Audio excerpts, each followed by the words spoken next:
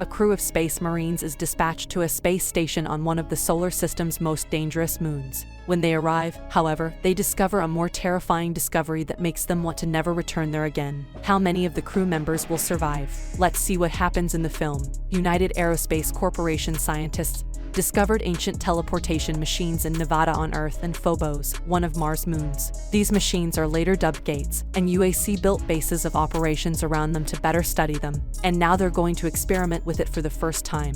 A volunteer from the Nevada facility will allegedly be teleported to the Phobos facility after passing through the gates. The volunteer enters the facility nervously after the gates are activated, and he is now in Phobos facility. At first, everyone is ecstatic about what appears to be a scientific breakthrough, but to their surprise, a pale-looking man with sharp claws and teeth arrives at the facility. Meanwhile, a crew of Space Marines is awakened from cryosleep aboard the UAC armored transport vessel the NOLA. When a lieutenant named Joan Dark wakes up, she has a brief dream about her mother's death. Morgan, the ship's pilot, greets the crew as they awaken. Captain Savage, Joan, Terk, Winslow, Carly, Rance, Lai, Harry, and Accio make up the crew. Dr. Bennett, a scientist and Joan's ex-boyfriend, is accompanying them. Except for the captain and Joan, the crew eats and converses in the cafeteria. When Joan arrives, the crew falls silent awkwardly. Terk announces that it is time for the briefing, and everyone departs, leaving Joan and Bennett in the cafeteria. Joan is congratulated by Bennett on her promotion to lieutenant. In turn, she asks Bennett if he's been to Phobos before, and he says no. Concerning the Phobos facility, the volunteer has been placed in isolation due to his aggressive behavior. Dr. Malcolm Betruger, the Phobos facility's lead scientist, discovers antidepressants in the man's system after running the analysis. He informs according to Ahmed Khan, the Nevada facility's lead scientist, this could be the reason for the volunteer's behavior after the teleportation. This should not, however, prevent them from continuing to test the gates. Hearing this, Khan is concerned about the board, which has stated that no further testing will be permitted until the recent issue is resolved. Betruger simply advises them not to be distracted by a single setback. What matters is that they were able to teleport a man from Nevada to Phobos in an instant. Betruger also assures Khan that there is no need to worry about finding a new volunteer because he will be the one to go through the test next. Returning to the NOLA, the crew begins their briefing, led by Captain Savage. The Phobos facility, which was built into the Martian moon, was divided into 3 levels, according to him. Level 1 has a cargo bay, offices, living quarters, and other basic amenities, while Level 2 has the computer and maintenance sections. Level 3 is then home to laboratories and a fusion reactor. The crew is taken aback when they learn that the facility uses nuclear power. Bennett, on the other hand, assures them that the reactor is safe. What they should be concerned about is the moon itself, which has one of the most volatile environments in the solar system. Phobos is known as the doomed moon for this reason. This information triggers Winslow, who questions why they are being sent to Phobos when only one of them messed up on their previous mission. Joan realizes he's referring to her, and requests that he address her directly. Joan, it turns out, was punished for insubordination because of something she did recently.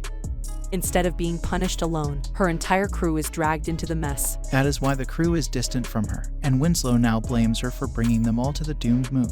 Savage orders Winslow to halt, stating that they will either succeed or fail as a team. He then dismisses the team and instructs them to prepare for landing. The scene shifts to the Phobos facility, where Betruger is being prepared for his journey to the gates. Veronica, a new medical personnel, performs the scan on him. Betruger reassures her, telling her not to worry. When the gates are opened, he does not hesitate to enter. However, a massive power surge occurs, resulting in a blackout throughout the facility. Veronica notices a person who is injured and goes to get the first aid kit. She hears a growling noise behind her at that moment. When Veronica returns to investigate the source of the noise, she screams. The NOLA eventually arrives and docks at the facility's landing pad. Morgan attempts to contact the facility's tower to request entry, but no one responds. After another failed attempt, he instructs Daisy, the ship's AI, to contact the facility's tower. Soon after, Savage arrives, and Morgan informs him of the situation. Daisy, on the other hand, is unable to enter their system. At that moment, she receives an incoming message from Martian Command. Listening to it, Martian Command orders them to remain in their positions for the time being.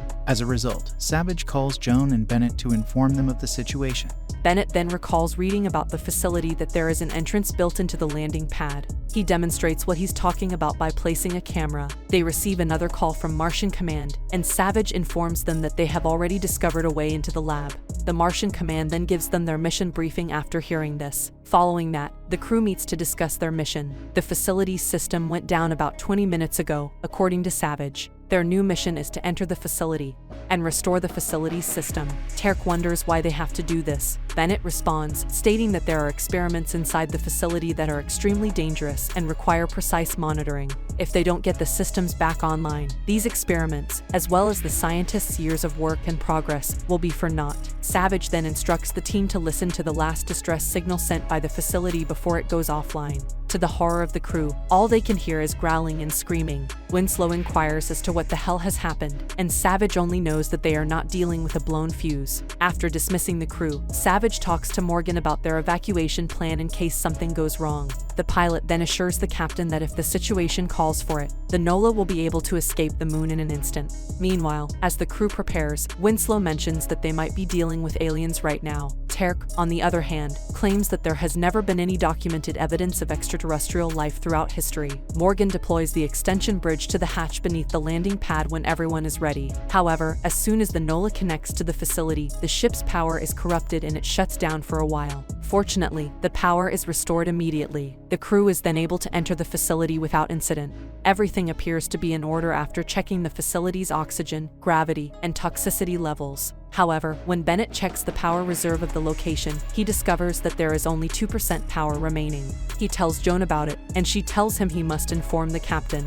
The Martian command then gives them their mission briefing after hearing this. Following that, the crew meets to discuss their mission. The facility's system went down about 20 minutes ago, according to Savage. Their new mission is to enter the facility and restore the facility's system. Teal'c wonders why they have to do this. Bennett responds, stating that there are experiments inside the facility that are extremely dangerous and require precise monitoring. If they don't get the systems back online, these experiments, as well as the scientists' years of work and progress, will be for naught. Savage then instructs the team to listen to the last distress signal sent by the facility before it goes offline. To the horror of the crew, all they can hear is growling and screaming. Winslow inquires as to what the hell has happened, and Savage only knows that they are not dealing with a blown fuse. After dismissing the crew, Savage talks to Morgan about their evacuation plan in case something goes wrong.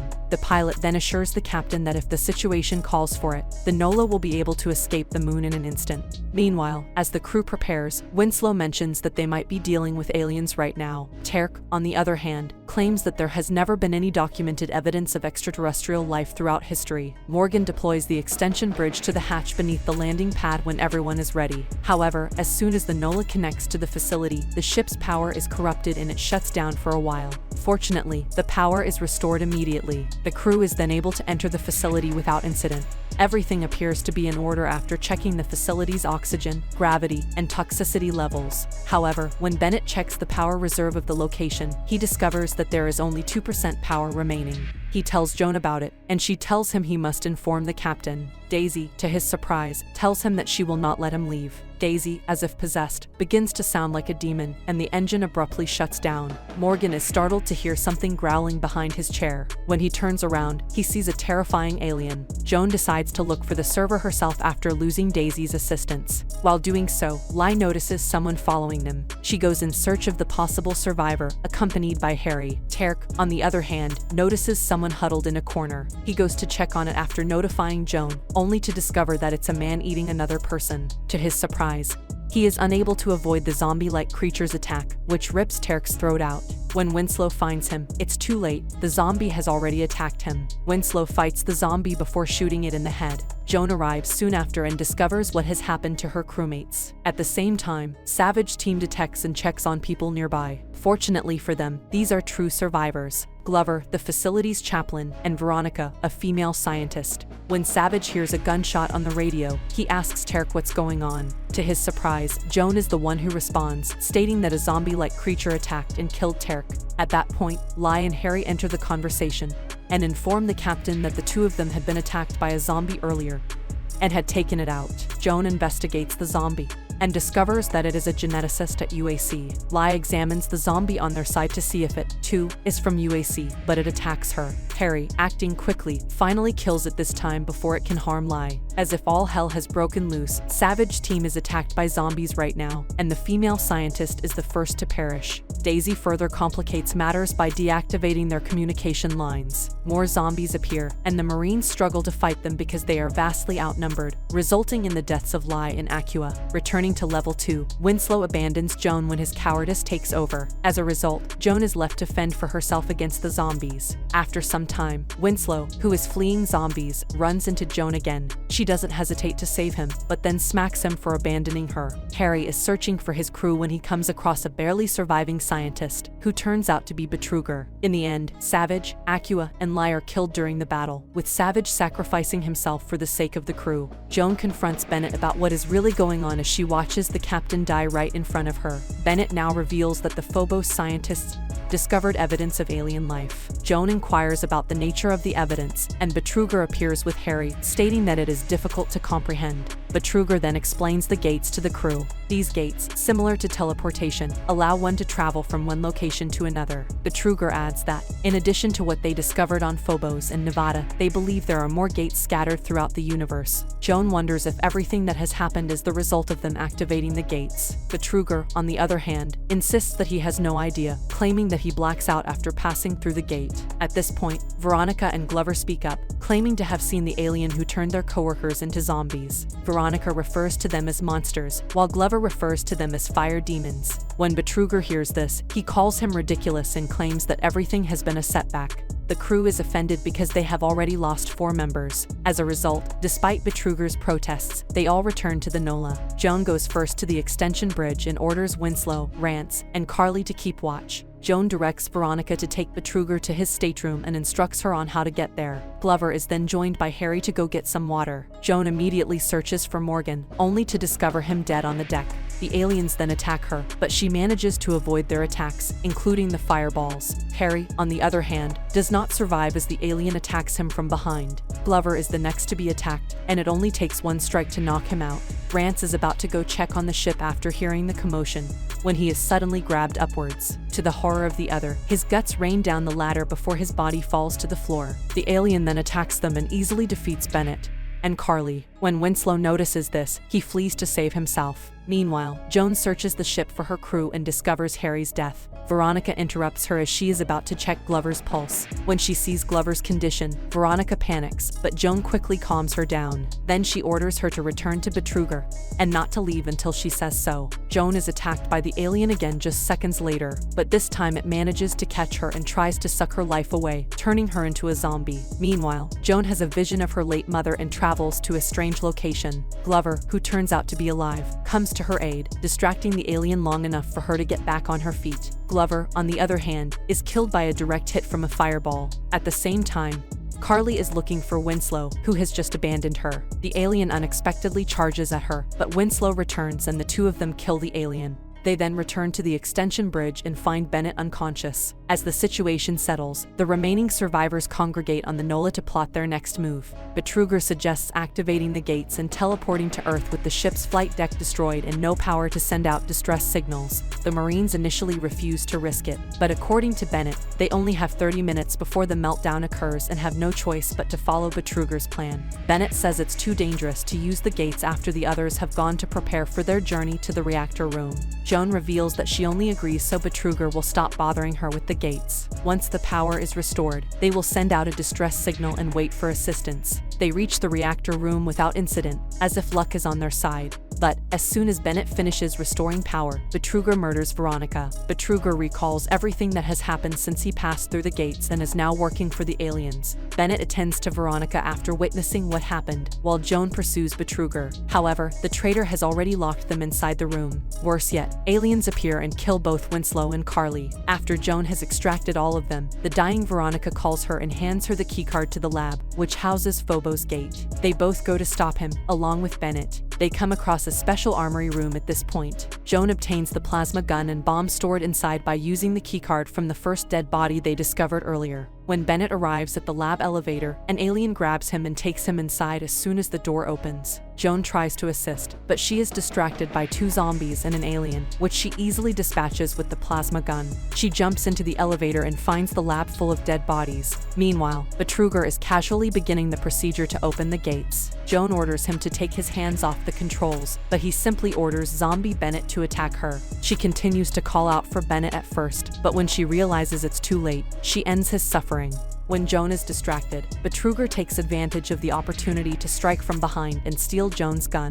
However, she recovers it and does not waste time shooting Betruger. Despite this, he is still alive. Unbuttoning his shirt, Betruger reveals that the alien overlord has already taken his heart and reborn him as its servant. He uses his telekinetic ability to push Joan through the gates. Joan later finds herself in the water. Joan realizes she's in a different world as she swims to the surface, noticing a structure she remembers seeing in her vision earlier. At this point, the overlord Stanga appears and telepathically pushes Joan, forcing her to drop the plasma gun. He then tells her that they will reclaim Earth and exterminate humanity, calling the species a plague of the universe. As the aliens charge at Joan, she quickly grabs the plasma gun and shoots Stanga. She then runs to a portal she sees and throws 2 plasma grenades at the aliens before jumping into it. Joan lands in front of Khan, who is perplexed as to why she comes out of the gates instead of Betruger. Joan informs everyone that they must close the gate as soon as she confirms her return to Earth. They don't mind what she's saying because they believe the teleportation is making her delusory, so they inject sedatives to make her weak and sleepy. Thank you for watching this video to end.